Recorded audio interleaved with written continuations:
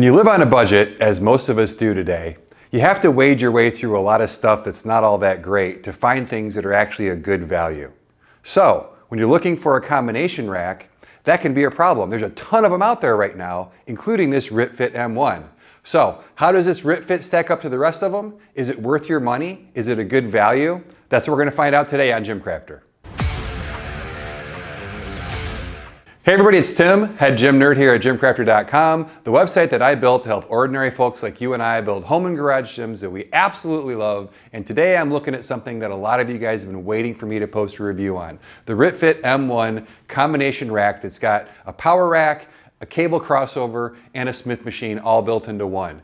And for the price, it's not bad. We're gonna take a closer look today, but before we get into that, make sure you like the video if it helps you out. Make sure you subscribe to the channel so you don't miss future updates. I always do follow-up reviews. This is gonna be my initial impressions of this. I've had this for about a month. I've trained on it a few times. I'm ready to give you my initial impressions, but a final review is gonna come in a few months down the road after I've had a lot more time on it. So make sure you hit subscribe and ring that bell so you see all the videos that are coming up and you don't miss a thing. And if you know somebody who's looking to save money on a power rack and you think they might benefit from seeing this review, share this video with them. It helps the channel, it helps them, it helps you. So let's get into this rack. We're gonna work our way through the rack from top to bottom, front to back. I'm gonna try and give you as detailed of an overview as I can in typical GymCrafter fashion. The video is gonna get a little bit long, so I have put chapter markers down below in the description. So if you wanna jump to my evaluation of a particular part on this rack, you can go ahead and do that. But let's go ahead and start with the rack itself. So the rack itself measures just under 86 inches tall. So it's not your shortest rack in the world, but there's some benefits to this height, specifically the length of these pulleys on top versus the cable trolleys themselves, which we'll get into in a second.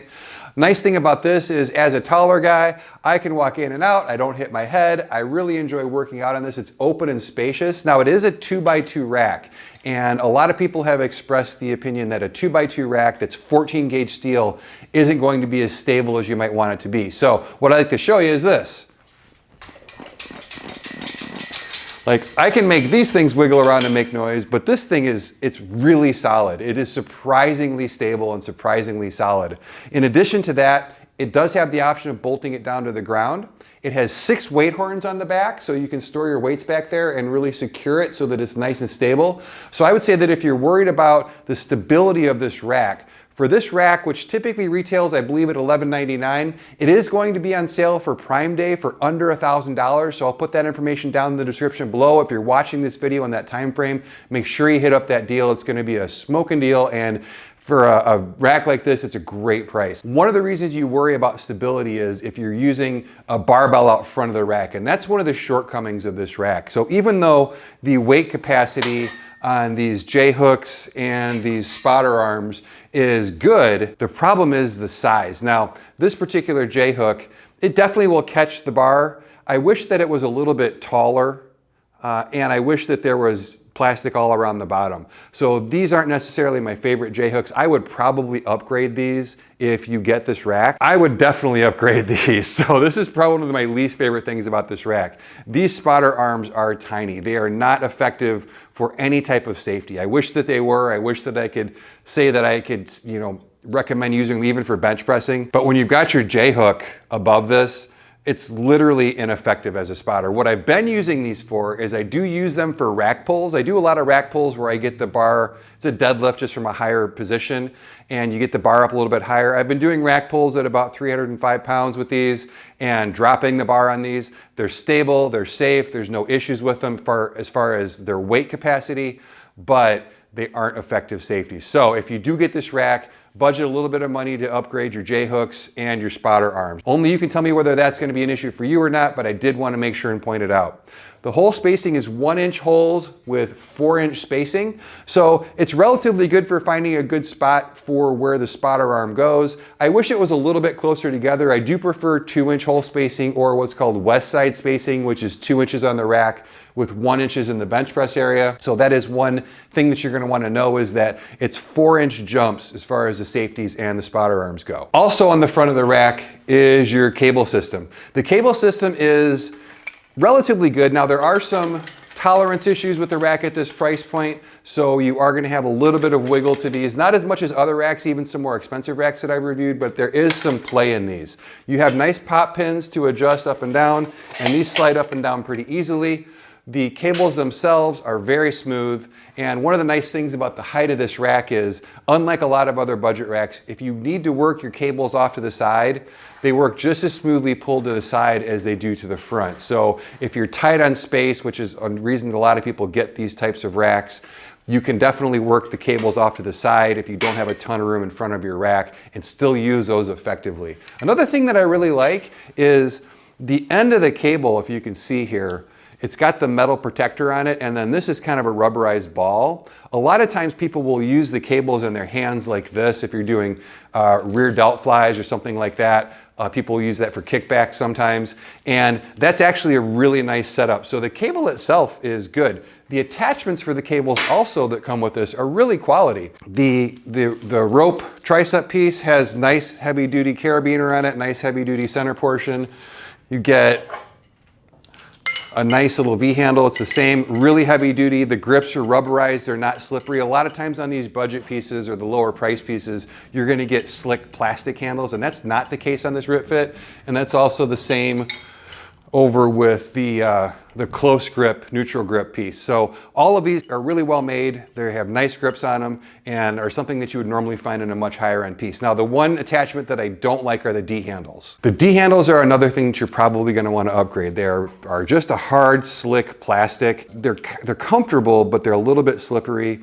They don't slide this way real easily, which is something that you want to do. So if you're going to do work with the D handles, this is probably something you're going to want to upgrade. Now you can pick upgraded D handles up on Amazon for not too much money, but it is something that you're going to upgrade. I don't like these D handles. Looking up top here, you've got a multi-grip pull-up bar. I do like the design of the pull-up bar. So you have a wide neutral grip available. You've got kind of an angled grip, and you can kind of get an angled underhand or an angled overhand depending on which way you face. I do like the fact that you can do standard pull-ups because it does have a flat bar in here. What I don't necessarily like is this is a very small diameter. It's about a 1-inch diameter pull-up bar. I do prefer a 2-inch diameter pull-up bar, and I would probably use maybe some fat grips on here or something like that, or beef up the handle width a little bit. I don't know that there's an upgraded pull-up bar available. This is just something that, as a personal preference, as a big guy with big hands, I do like a wider diameter pull-up bar. When I had folks come in and try it, I only had a couple people note that this is a real skinny pull-up bar, so it may or may not be an issue for you, but it's something that you're going to want to know about. Looking at the overall rack before we go down low on this, there's a couple of things. Number one, in order to save pricing on this rack, RitFit doesn't do the best job of packaging. So the powder coat is a little bit dinged up and scratched up.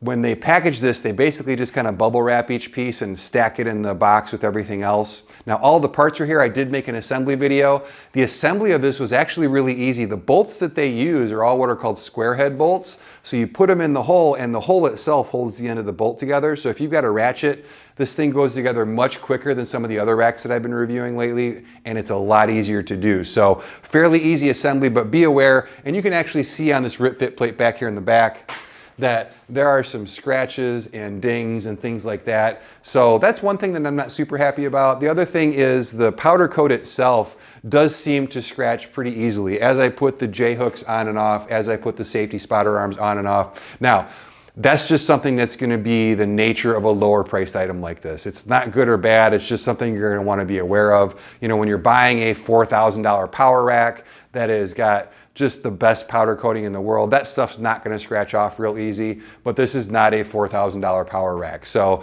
just be aware that out of the box, it's going to be a little bit dinged and scratched. It's just part of buying something at this price point. It definitely bothers me a little bit, but not enough to spend $3,000 more. Coming down to the bottom of the rack, there are a couple of attachments at the bottom that I actually really like. So the first one is your footrest for doing low rows. The footrest itself comes off really easily. And what I like about that is as you're getting in and out of the rack, sometimes the foot plates or these low row foot bars can get in the way. You can smack your foot on them. And being able to take this off, I really like. I also like the fact that I can put it on either side. So in this gym, what you see right here is the RitFit leg press.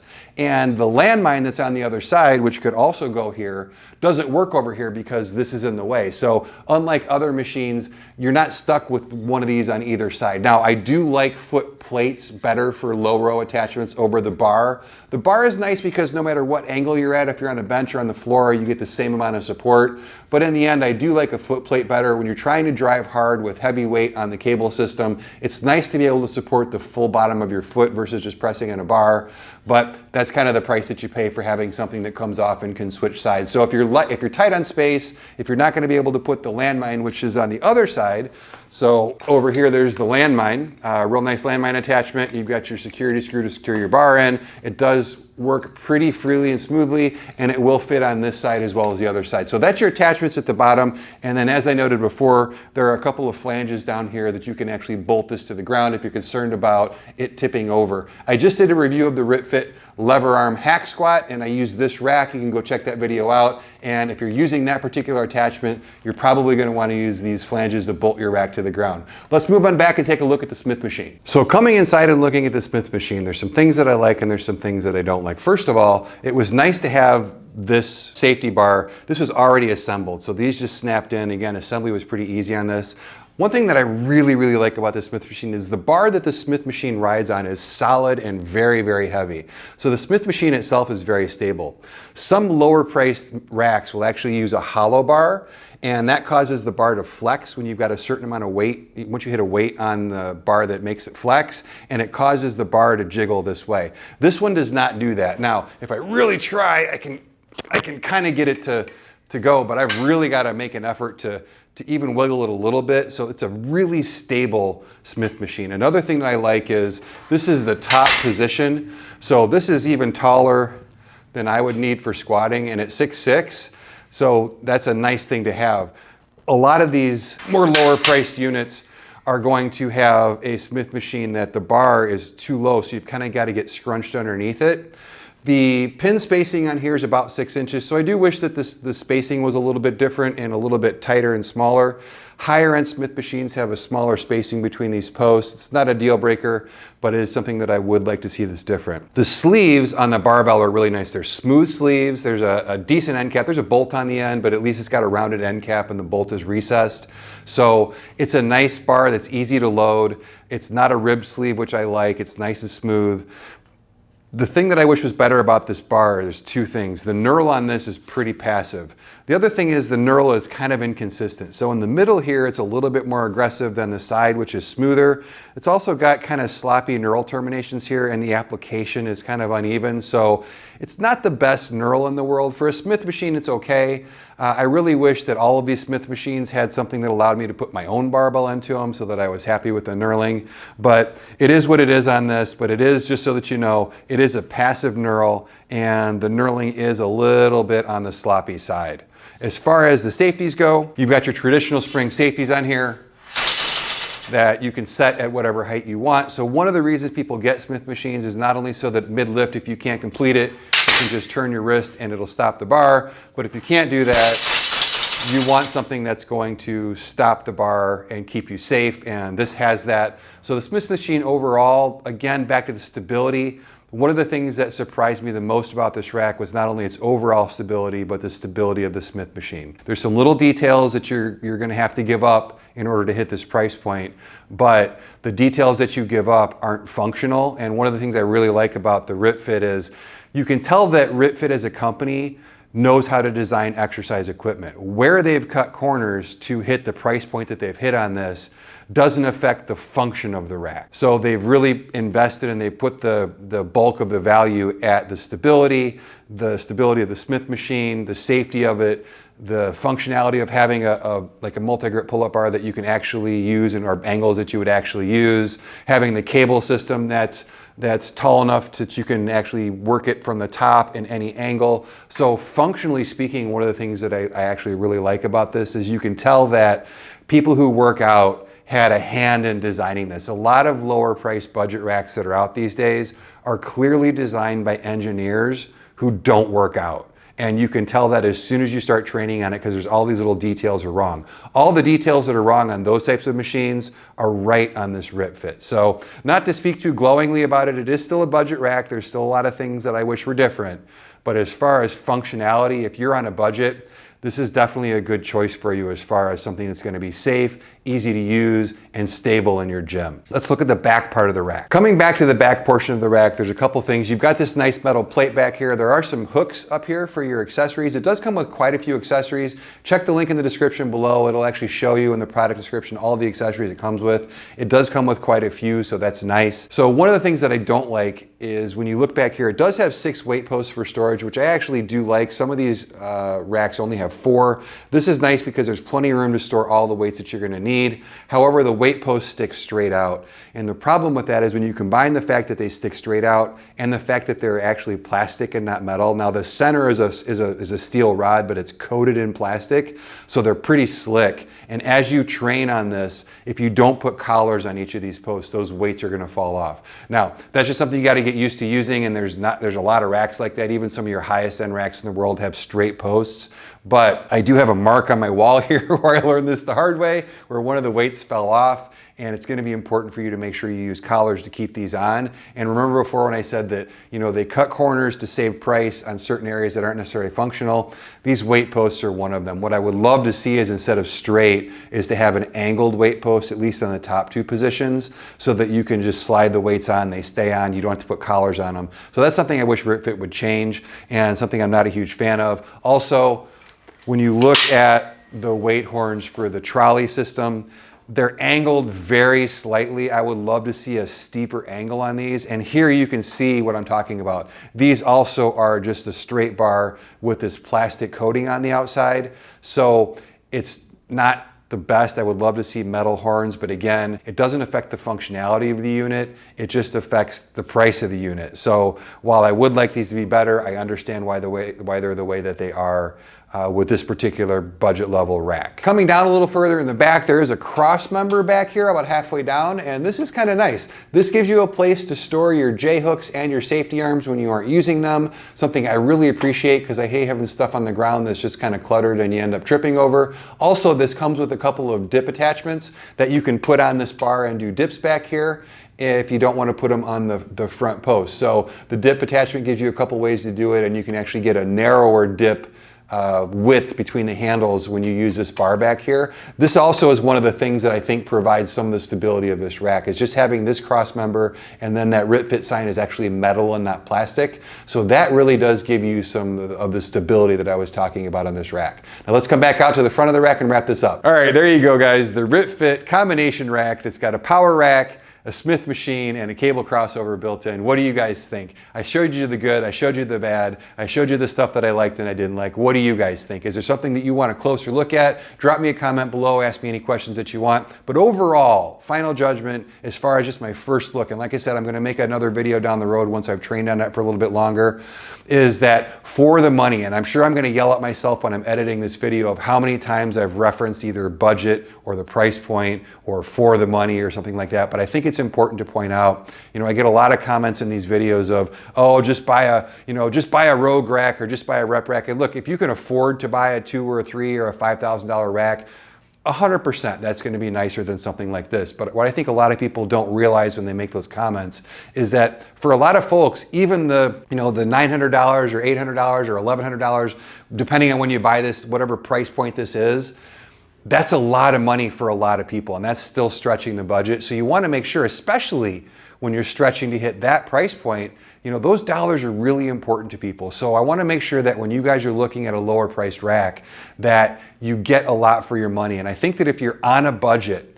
that not only is this worth the price that they're asking for it, I honestly think that it's a better rack than some of the other racks that you've seen me review recently or that you see all over social media that are $500 more than this. I really think that if you're on a budget, that yes, this isn't a bigger upright. It's not a 2x3 upright or a 3x3 upright. Yes, it doesn't weigh a ton. But as you saw when I shook it, the stability is there, the stability of the Smith machine is there. It's designed by people who train. So I think overall, if you are on a budget, this is a really good rack to go with. In fact, of all of the budget level racks, and by budget level, I would say $1,500 and under, $1,700 and under, I don't think you can get a better rack than this. If you aren't on a budget and you're like, hey Tim, I can spend more, then I would recommend you jump up to about the $2,000 price point range and above.